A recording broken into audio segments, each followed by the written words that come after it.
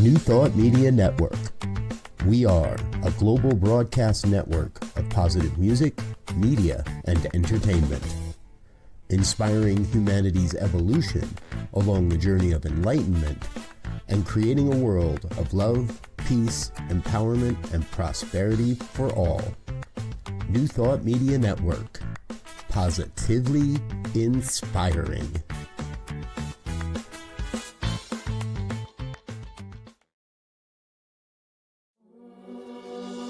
Free my mind, open my heart with the whispers of truth, to live a conscious life, to live a conscious life on the growing edge, on the growing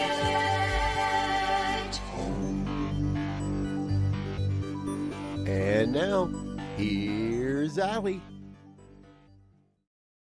Hello and welcome to Growing Edge Live. I'm Allie Benjamin, and it is my great joy to be here today. If you're here for the first time, I'm so glad that you found us.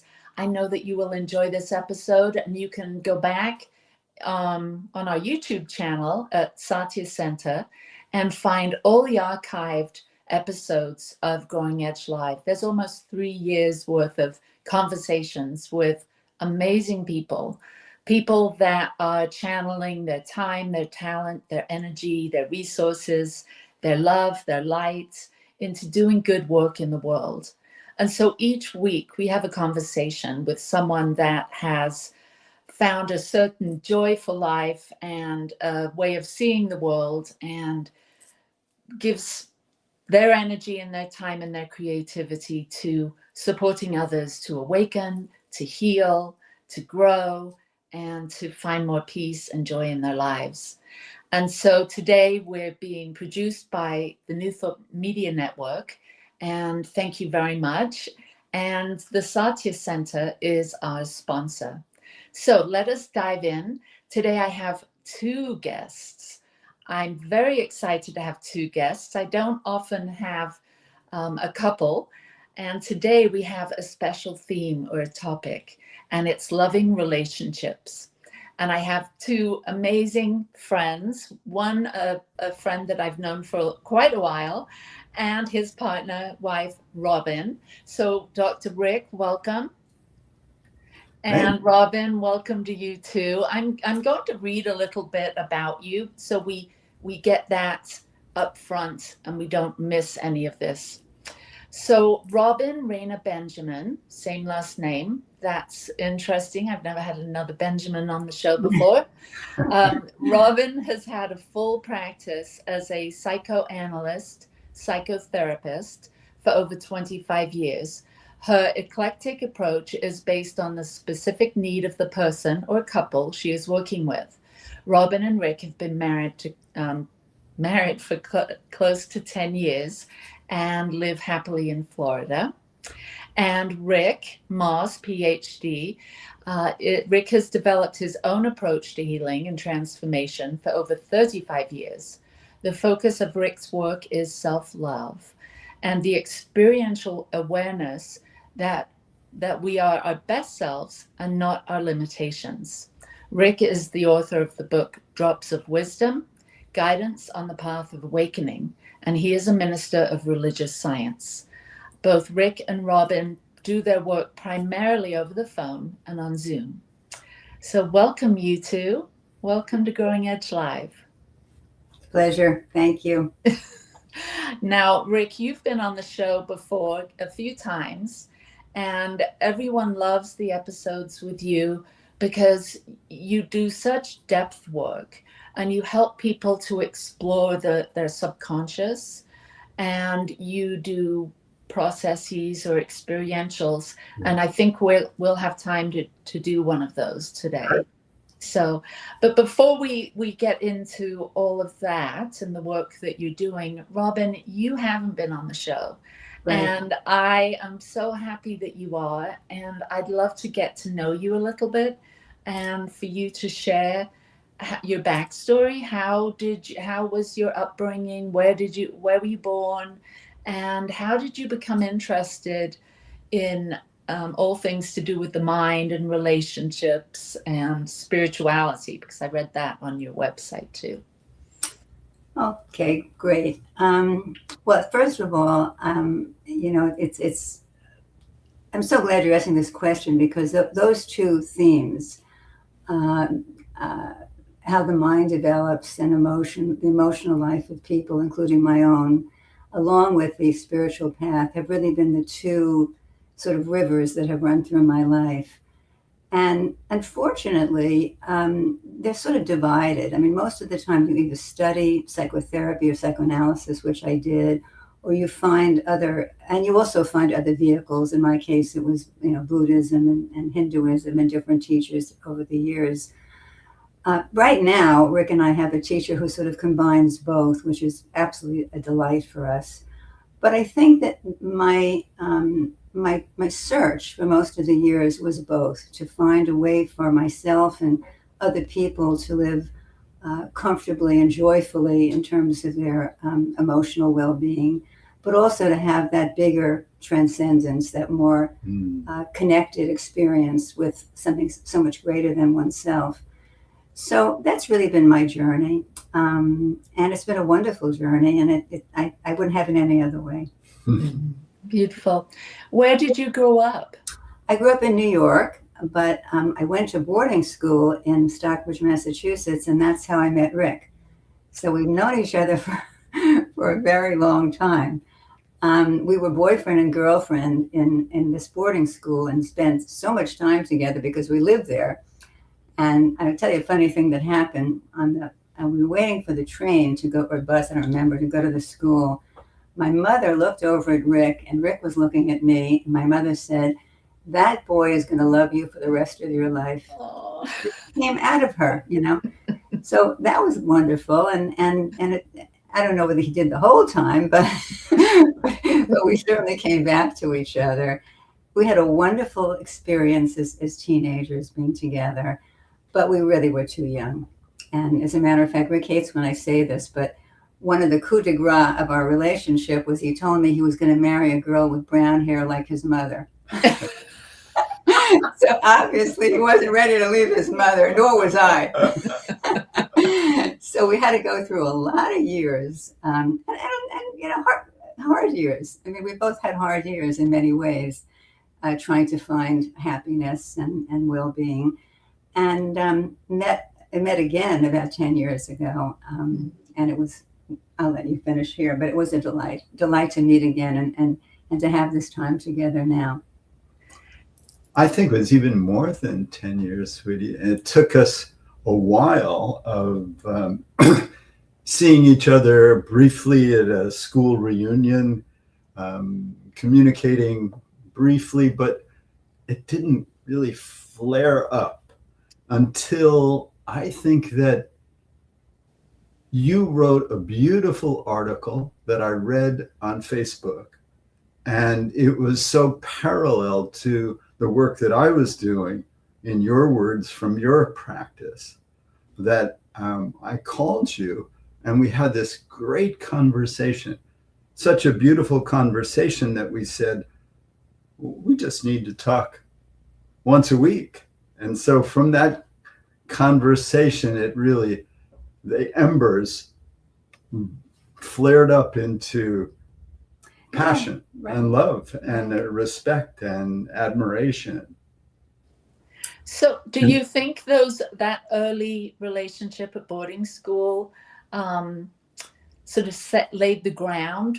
Yes. When you came back around years later, was there still that recognition of what had first appealed to you, each of you, for one another?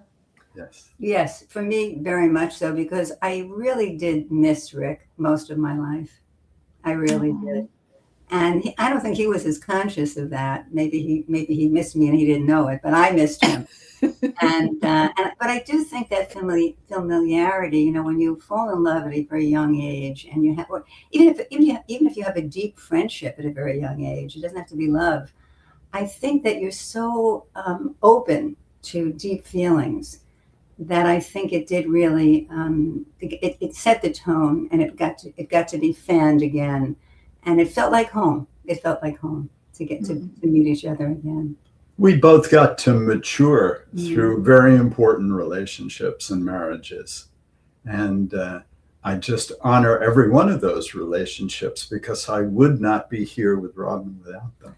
I agree. It was we had to do a lot of learning along the way.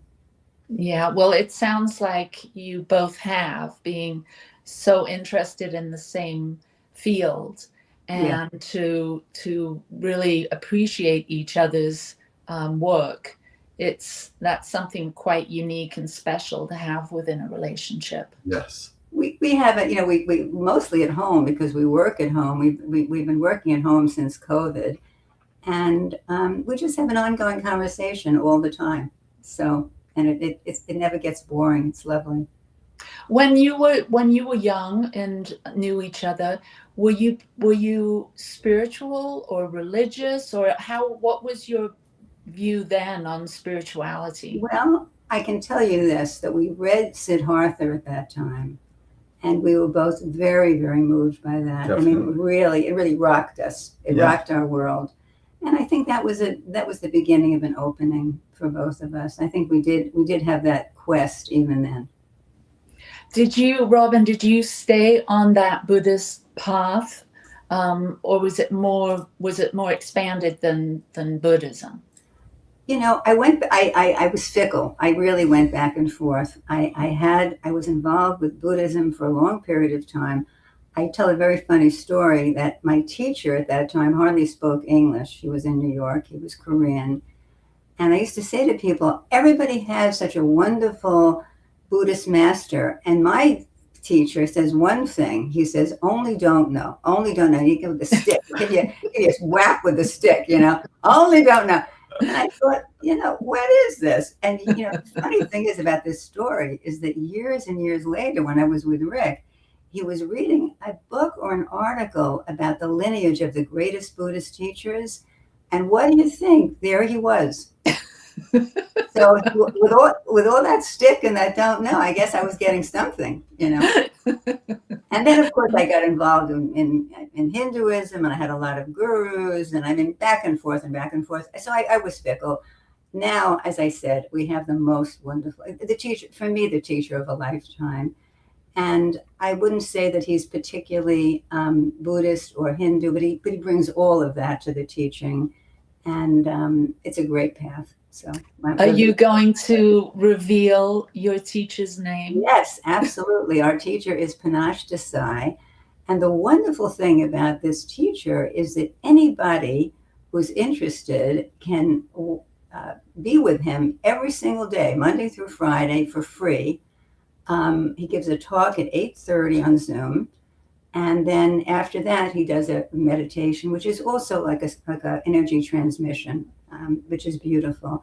So anybody can share him with us. He's available. And you can actually go to YouTube, and he has talks that he's given that are available there if you want to check. Right. Or you could just sign up, and for free, you can get a link every day to be whenever you don't have to do it every day, but whenever you want to, it's there. So. Yeah, I actually have followed him over the years and find him to be he's a great teacher. He's got such a personality. Yes. And what I love about technology these days, we are able to really interact with people that we're interested in, spiritual teachers, and like you both said, you work over the phone or on Zoom. And having that connection, and also being able to see the evolution that people undergo. Yes. Because the path, it seems like the teachers that I spend time viewing or interviewing or learning from, they're not fixed in their philosophies, so to speak. They have values, there's certain values, but they seem to be more changeable or more open to evolution.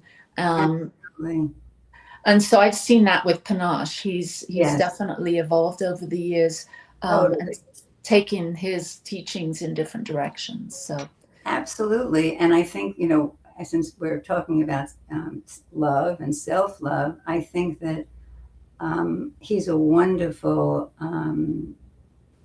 he's a wonderful teacher in terms of helping one love oneself and everybody and everything.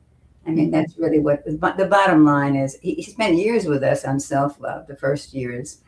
And he said something very funny today. He said, look, I had to spend years with you just so you could tolerate being with me on a higher level.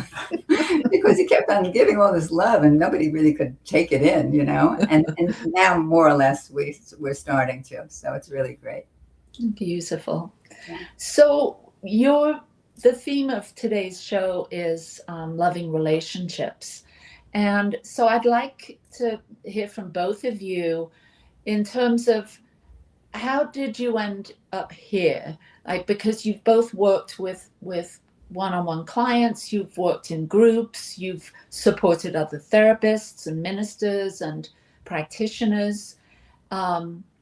So can you give us a little bit of why you're offering this topic and why this is, so relevant to not only your clients, but to you as for your own personal journey to come to a place where you've reunited, and now it seems like you're working together.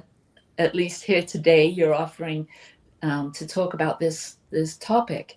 I'd like to know a little bit about how it got to this, how you got here, and why you think it's so important right now that people have loving relationships. I was going to say you could go first. I'll be glad to. You go first. I've been talking a lot. I think the bottom line is it's about love. And so there's a beautiful quote from Ramakrishna that I thought I'd bring to today. It says, the sole purpose and goal for human life is to cultivate love. Mm-hmm. And the cultivation, the experience, the sharing of love is really what it's about for me. That's where the joy is. That's where the excitement is. And I think having done a fair amount of work to get to this stage, I'm living in it. I'm sharing it. Our relationship is totally about love. And it's incredibly fulfilling. And the desire to share that fulfillment with people who are interested is very strong in my heart. So in the past, Rick, I've had the great pleasure of spending time with you at retreats where we've done a lot of deep work, not only with you, but many other teachers have come and shared the stage or shared the workshop space. And so I've had that one-on-one deep dive with you. And can you share some things that you've noticed year over year as you've worked with individuals? What is it that blocks them from being their most loving self? So the bottom line to this whole thing is that there's no successful relationship possible without self-love. So it's sort of hard to understand why that would be true on an intellectual level.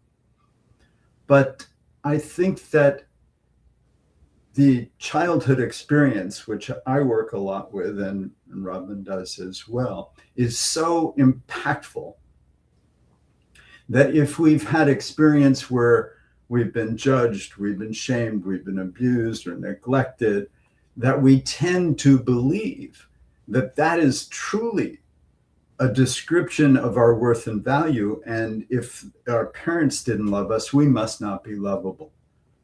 And then overcoming that illusion is essential to be able to love ourselves, give ourselves what is called the 5 A's from How to Be an Adult in Relationship. Attention, affection, appreciation, acceptance, and allowing. Those make up a really good description of unconditional love. Mm. And so learning to give ourselves attention, affection, appreciation, acceptance, and allowing is a path to undo what was experienced in childhood as it's like these gods who are our parents to a 2, 3, 4-year-old. However that parent treats that child, that's how they think God's treating them. That's how they think they are. And we have to undo it. And we can undo it because the subconscious has no time sense in it. That's the big aha. Everything is now in the subconscious. So we can go back into the now, find that experience of not being loved, and we can give that child the protection and the love and the attention and the affection and the appreciation, the acceptance, and allowing them to be themselves that is necessary to allow that child to rise out of the miasm of the illusion projected onto that child by the parents and come to realize they are lovable. Mm. And that becomes the basis of letting someone else love you. Mm. Beautiful. Wonderful. That was great. Yeah, that was wonderful. It's like we're getting a whole therapy session here. It's wonderful. And Robin, how about you? What have you learned from your clients throughout time that lead you to this space? And I'll ask you the same question. What is it that people struggle with? And it's probably the same answer as I'm realizing. Why do people not give the love or be the presence of the love that they want to be? What is the blocker inside them?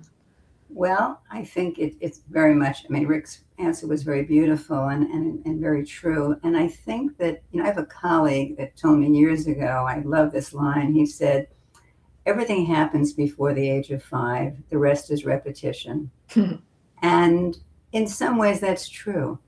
That the early relationship, as Rick said, we are so tender, and whatever situation we're in, it so affects us. Even if the parents are having a terrible relationship, even if they're okay to the child, the child feels like that's their fault. They say that if one parent abuses the other parent, the child feels it as though the abuse is happening to them. Mm. So all these things are happening. And the relationship with the first years with the mother and then, of course, with the father is so important.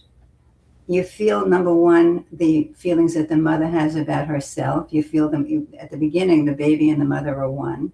The baby feels those feelings as its own. Probably now with epigenetics, we're finding out that not only trauma is, handed down from generation to generation, but so are other feelings too, depression, anxiety, loss, all these things. It's also generational. So on so many levels, so much is happening to that one little baby at the beginning. And I think that if you have one parent that is capable of really loving you, of really seeing the child and entering into the child's mind and being very, very loving, very present, even just one, you have a good chance, even though you might have difficulties, you have a good chance of becoming a person who has a lot of well-being and capable of love, giving and receiving love. But a lot of people have really lacks with both parents. And I think that what I loved about psychoanalysis was that I really felt from the very beginning, and I still feel now, that in the relationship with the therapist, you really can rewire. Mm-hmm. And that's what I love about it. And I had my own difficult journey. I don't think I was a happy person until I went through my own analysis, my own spiritual work at all. And I didn't have the capacity to love myself or to love the world the way I do now. So I know for me it was very, very effective. To be able to be with another person. I don't even care what to me, it doesn't really matter. It could be psychoanalysis or psychotherapy, but to be with a person who truly is receiving you and accepting you and is with you in this journey and with you with whatever story you come with, it's really healing. It's the relationship that heals. What happened for me, my first analysis had its issues. My second analyst, who was an older woman, but when I went to see her, she really cured me, and I'll tell you how she did it. When I would show up to a group, and she just instinctively knew that I needed this, and I would walk into the room, she would look at me and she would go, "Robin Benjamin," as though God had walked into the room. She didn't do that about anybody else, but she did it for me. And it was not her style. I mean, she was sort of an older, quiet woman, but she would do this thing. And you know something, that Robin Benjamin, the receiving, the way she received me, I have to tell you, it really cured me. So it enabled me to really come out of that old shell. You know, I was in a lot of hiding. You know, I felt a lot, I had a lot of feelings of lack and not being good enough and all of that. I just felt, oh my God, I'm wonderful. And over again, you know, and not only in the group, but also in the treatment, that she valued me and she valued everything I felt and thought. And I could say anything to her. So, and I think that's what I want to give to people. I want people to have the opportunity to rework those early years if they can, if they want to, with me, and to be able to feel that they really have belonging in this world. And not only does it help them in their relationships with husbands and wives and children, but also spiritually. Because if you can love yourself and you can feel comfortable in this human existence, you have the capacity to transcend it and really love everyone. I want Ram Dass's teacher always said to him, just love everybody. Just love everybody. And I think that's the goal. And I think that's what the world really needs from us too. So, you know, what we're up to is sort of like one by one, couple by couple, group by group, we're helping people love themselves and love everybody. Wonderful. We are going to take a very short break, and then I'd like to come back and dive a little bit more into what we're talking about, self-love, as being the sort of that switch that changes everything. All right, we'll be right back. Great. Okay.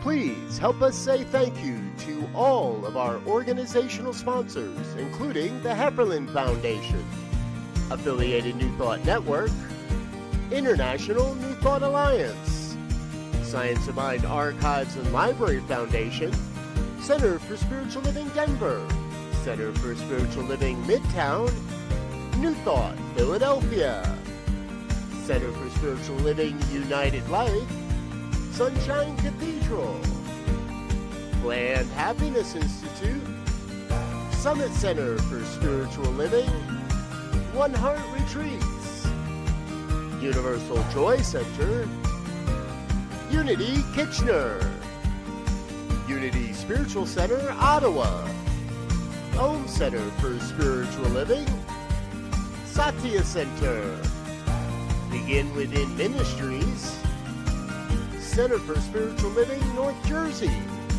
Unity of Savannah, and the Center for Spiritual Living Seattle, as well as all of our individual donors.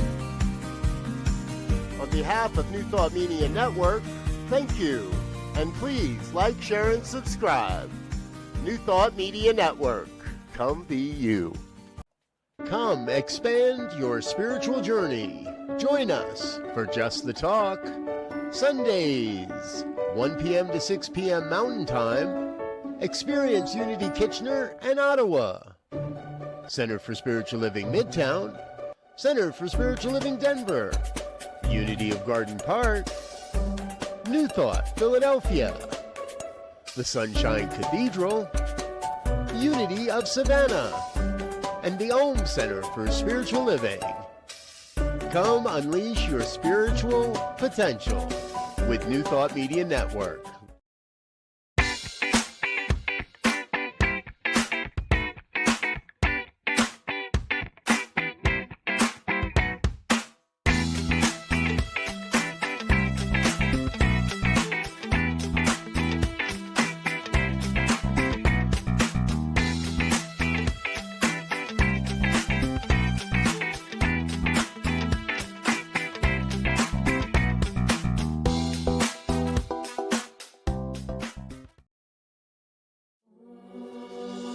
Free my mind, open my heart with the whispers of truth. To live a conscious life, to live a conscious life on the growing edge. On the growing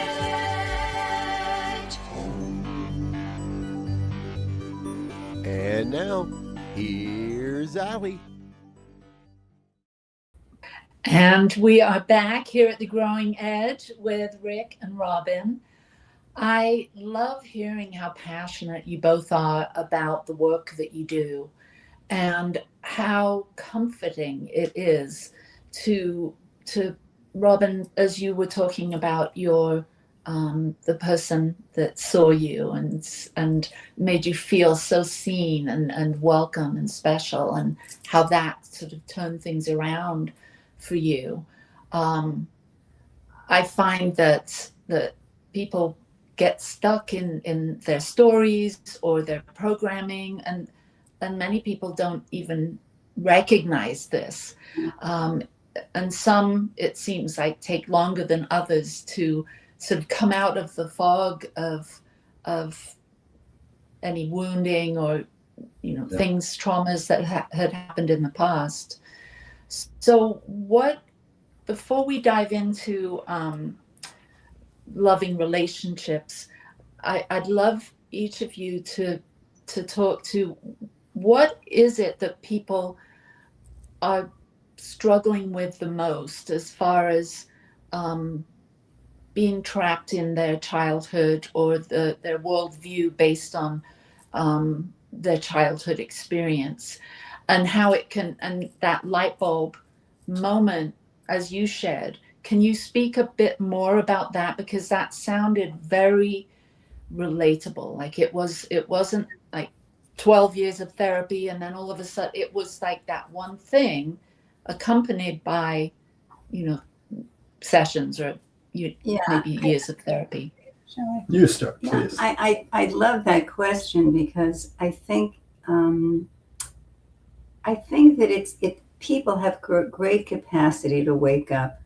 To wake up either, both emotionally and spiritually. Since I work emotionally, what I see is that if people can really, instead of just telling the story, if they can see how the story is being repeated in their lives, really in all their relationships, in their work, in their love relationships with their children.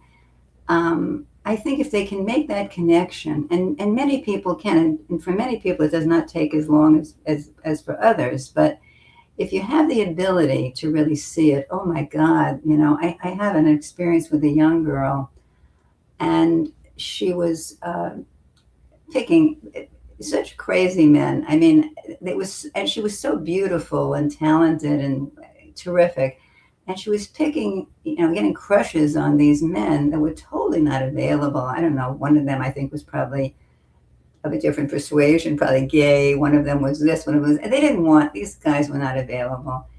And she was going through this for a while. And then one day she said, I said to her, you're repeating this pattern, with your, childhood. And she understood it right away.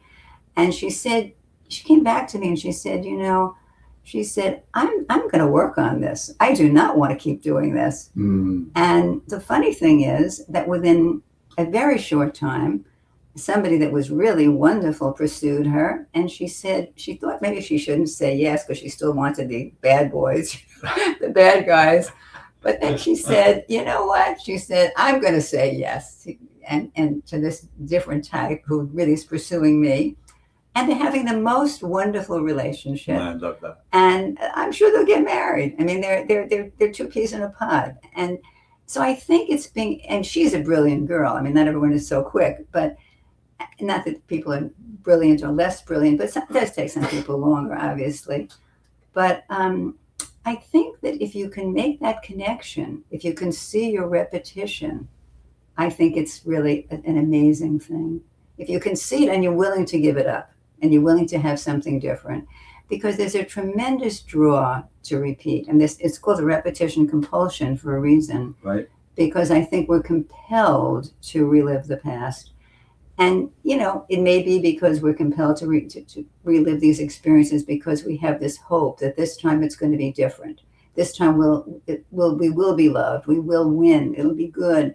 But the truth of the matter is, as Rick said before, the unconscious is active. The unconscious is really running the show. I would say the unconscious, it's about 90% is running the show.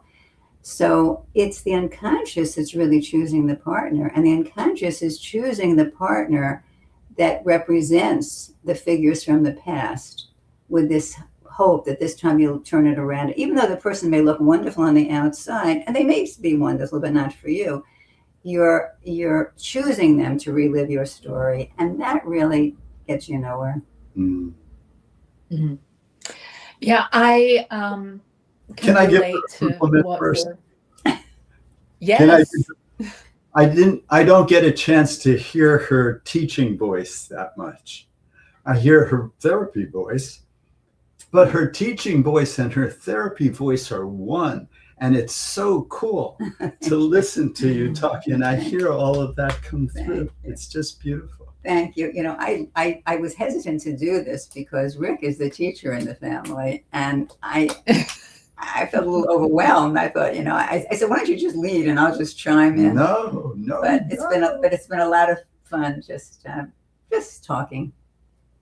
Yeah, it's really delightful to witness the two of you and to really feel the energy that the two of you have for a loving relationship and how you show respect and admiration for one another. I think people watching this, listening to this conversation, it will just hearing the two of you will activate something or help them cross a particular threshold. You're so kind. Yeah, so honestly. Really appreciate it. I'd like to follow up what Raman said with one of my favorite quotes. It's from Rumi, although you can find something very similar to it in A Course in Miracles. And the quote says, "Your task is not to seek for love, but merely to seek and find all the barriers within yourself that you have built against it."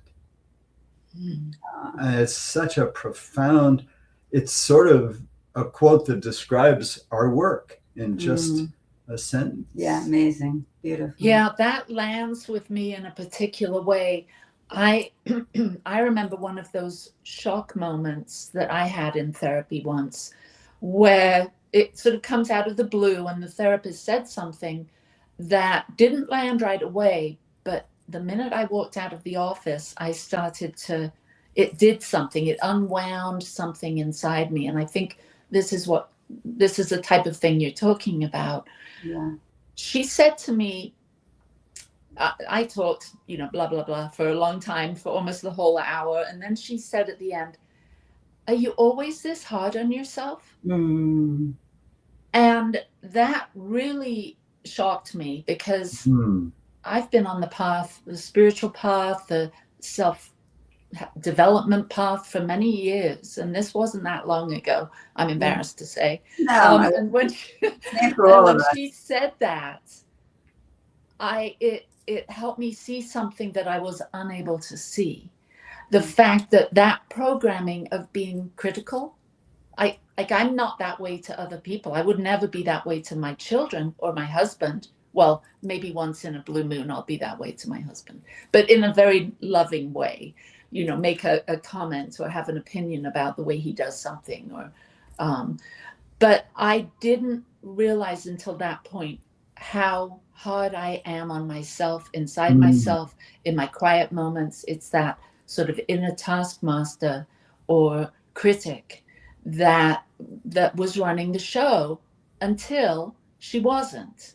Like that moment was a point of like, oh, I didn't see that. And that really was, you know, it's not a deep wound or anything that was hidden, other than it was hidden to me, and came out in my life to blocking me from self-love and self-compassion. Oh, beautiful. That is so wonderful and beautiful. I'm so glad you had that experience, Helen. Yeah, me too. And I know that what you're going to share now, in terms of talking about loving relationships and what we can all bring on board. And I know, Rick, you shared those 5 A's. What is it? Can you speak more to these 5 A's and a loving relationship and how that's come back around for you 10 years ago now, but as you've rekindled or resparked your loving relationship? I'm not sure exactly what you're saying. Could you put that question to me again? Mm-hmm. So what could you share with people here today that tuned in because they saw the title Loving Relationships? Okay. And you touched on the 5 A's. And so I'd like to just give people a sense of what they can do in their real lives. Great. So they can develop more self-love. I think a key is emotional intimacy. And I've spent many, many years working in men's groups and finding how resistant men can be to opening emotions because they're training in childhood. The worst thing you can say to a young boy is he's acting like a girl. It's devastating. And then they decide, no, I'm not going to have feelings. I'm not going to have emotions. I'm going to be tough. I'm going to be strong. And bringing that into a relationship is going to cause all sorts of difficulties. We got to see relationships blossom in the work. It was a beautiful thing to witness. So I think that men need to be guided into the value of feeling, the essential nature of opening their hearts and becoming a feeling human being rather than playing a role in the world. So I know you have talked about similar thing. Do you want to add anything to that before I go on? No, I just do agree that I think a lot of the frustration in relationships and marriages is that women feel that the men are not there. You know, they're not operating with them on an emotional, intimate level. And that's why so many women say, I just want my husband to come into therapy. I want him to do this. I can't, it's so lonely. You know, I think that is a difficulty. We were talking this morning. Rick said he read something that said that, you know, are women more empathic than men naturally? And in this article, they said no. And I said, well, I could believe that because little boys are so tender. They really are. They're very loving. They're very tender. And then we, you know, culturally, we sort of knock that out of them. We toughen them up. But I think we toughen them up too much, as you say, and they lose that ability to be vulnerable and to, you know, to sort of share themselves in that way. So I think that certainly is an issue, and you can continue now. So I think that an essential part of a relationship is to share intimacy. That unless you have intimacy, you don't really have intimacy. So the one exercise that I offer some of the clients I work with is at least 3 or 4 times a week. Start by sharing today what I felt was. It's not something a guy's going to come home and do unless he's in training to be available for intimacy. And so the guy shares it, and then the partner, male or female, says to that first person, and what does that remind you of? That feeling. It gives the person a chance to silly go, well, you know, screaming at blah, blah, blah. But it reminds me of something. And that creates a back and forth that's rich. And then I ask them at the end of that, they're sharing feelings, by the way, that have nothing to do with the other person, because that's a problem. Right. These are from the day experiences. And then to share one appreciation for their partner and to receive one appreciation. And that creates a flow and a tenderness. And so that kind of exercise doesn't take a lot of time, needs to be done on a regular basis to establish between both people a willingness to be open, communicate, be intimate about one's feelings. And some of those feelings are not going to make someone look good, and yet to be heard and loved regardless. So important. So that's one of the things. Another area that I would encourage is to think of us as an us rather than two people, not Robin and Rick, but we're developing an us. And that us is how we process the world together. It includes that you're interested in things that I'm not interested in, but I become interested in them to some degree because you are. Right. And so your interests and my interests, even though they are not the same, they form this feeling of usness. And so I think the concept of working towards a greater us is a beautiful idea. That is beautiful. It is beautiful. We have about 10 minutes, well, a little longer than 10 minutes, but I'd love to do one of your processes. Yay. Yeah. So will you set it up and tell us what we're doing and lead us through it? All right. I have to sort of tune in and ask. My work is always done by guidance, so I don't get to choose. So I'm just sort of tuning in. Is it an inner child process? Yeah. Okay. So Robin was talking about up to the age of 5. So we're going to imagine ourselves at an early age, could be 3, 4, 5, where there was some challenge, some pain, some difficulty going on in the family. And as Robin said, the child blames him or herself for what's being experienced.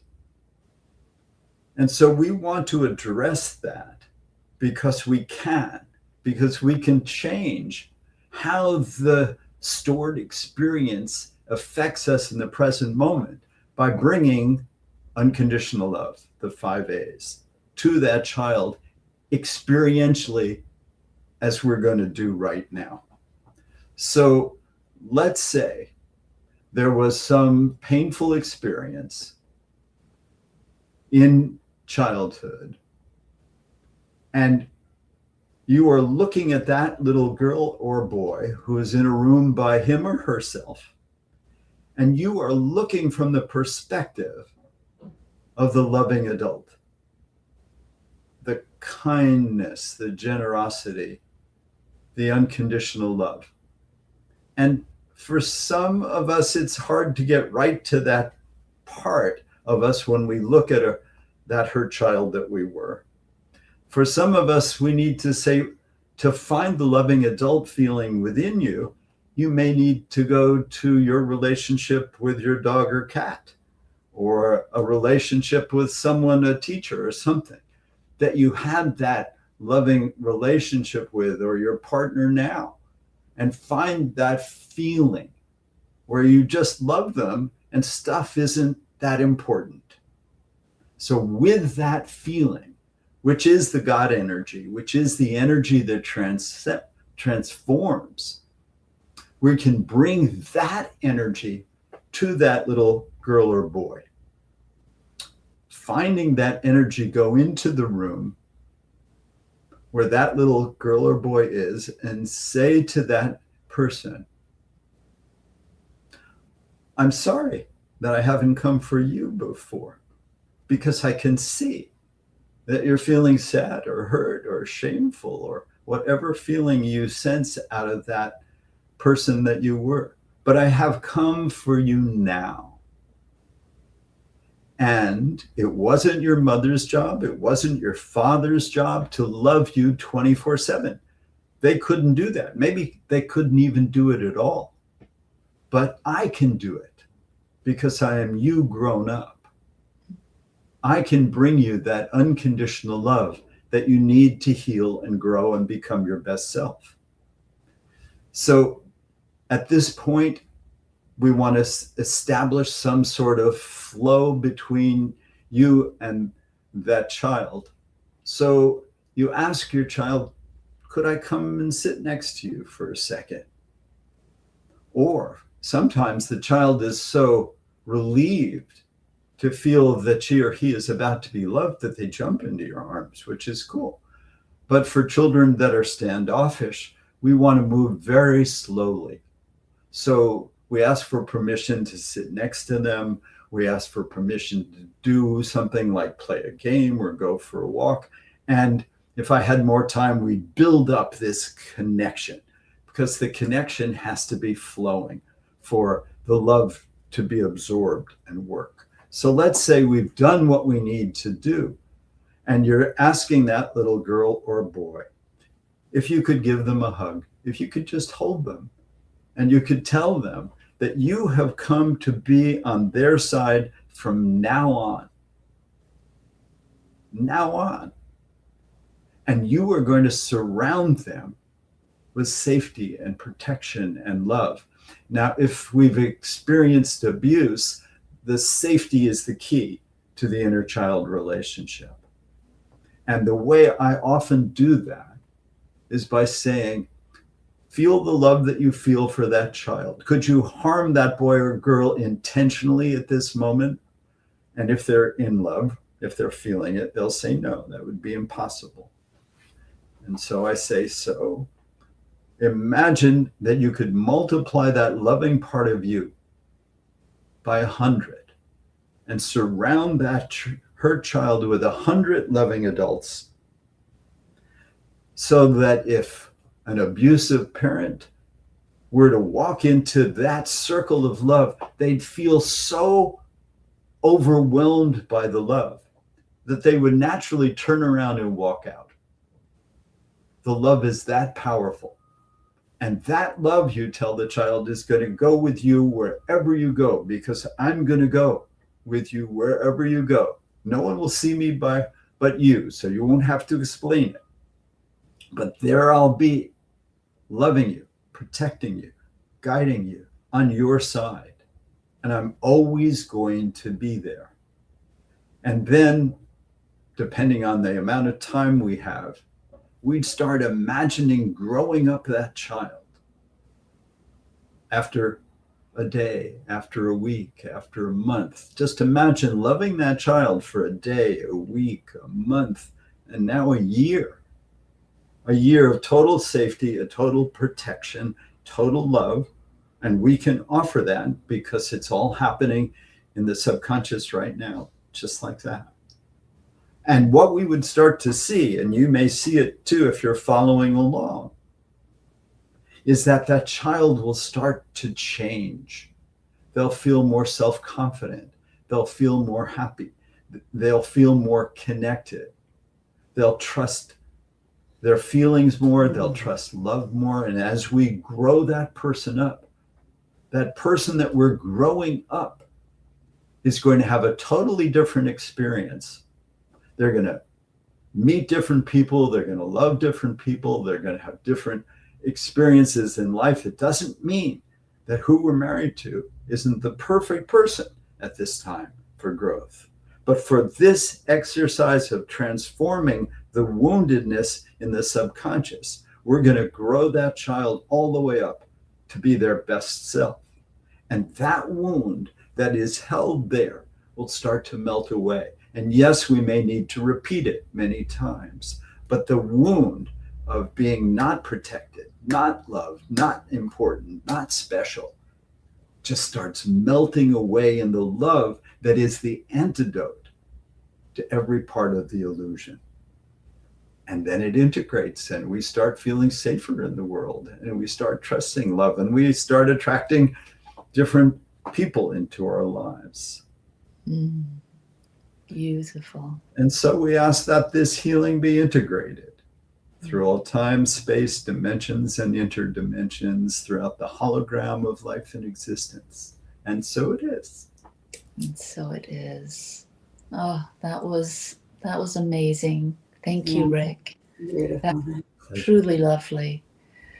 Now, how can people get in touch with you and do you do one-on-one sessions? Obviously you do. Because I'm sure that process, as amazing as it was to do that, to get a little, sense of it, to, be well prepared for something like that and to experience that, can change everything. And I know personally, because I've done this with you in private session, and it does. Thank you. So you'll see on the screen my website, which is essentialpathways.com. You can book a session there. You can get my phone number and call me directly that way, and we can set up a session. Robin, you have a site? I do. RobinRainaBenjamin.com. And same thing. I mean, you can't book a session, but you can contact me through there. Yeah, and we have your link also, RobinRainaBenjamin.com. And for those that aren't watching the screen, you can replay this and get those links to connect with both Robin and Rick. So thank you both so much for being here. I know that this session will be something very transformative for those that take the time to really hear what you said and how you talk about healing and what's possible in having a deeper, loving relationship, not only with ourselves, but with our partners. Is there anything you'd like to say before we leave? I'll add just one little thing that I think is so helpful, and it's so easy. When we were in high school, I was the star of the play, and all I remember from that play was all I kept saying was, "How handsome you are! How handsome you are!" And Rick and I have a joke because I tell him all the time how handsome you are, but I really mean it, and he tells me how beautiful you are, how wonderful you are. So I tell people, just say those things every day. Look at your partner. You don't fake it, but you're wearing that blue shirt. Oh God, that blue shirt brings out your eyes. Whatever it is, because it's such a small thing, but people just love to be recognized and to feel that somebody sees them as beautiful. That's great. Thank you. That's beautiful. Thank you, Robin. Thank you, Rick. And I look forward to having you back, both of you, in the future. And much love to you both. Much love to you, Allie. Yeah. Goodbye, everyone. Thank you for being here today. And I'll see you next week. And peace and love. Free my mind, open my heart with the whispers of truth. To live a conscious life, to live a conscious life on the growing edge.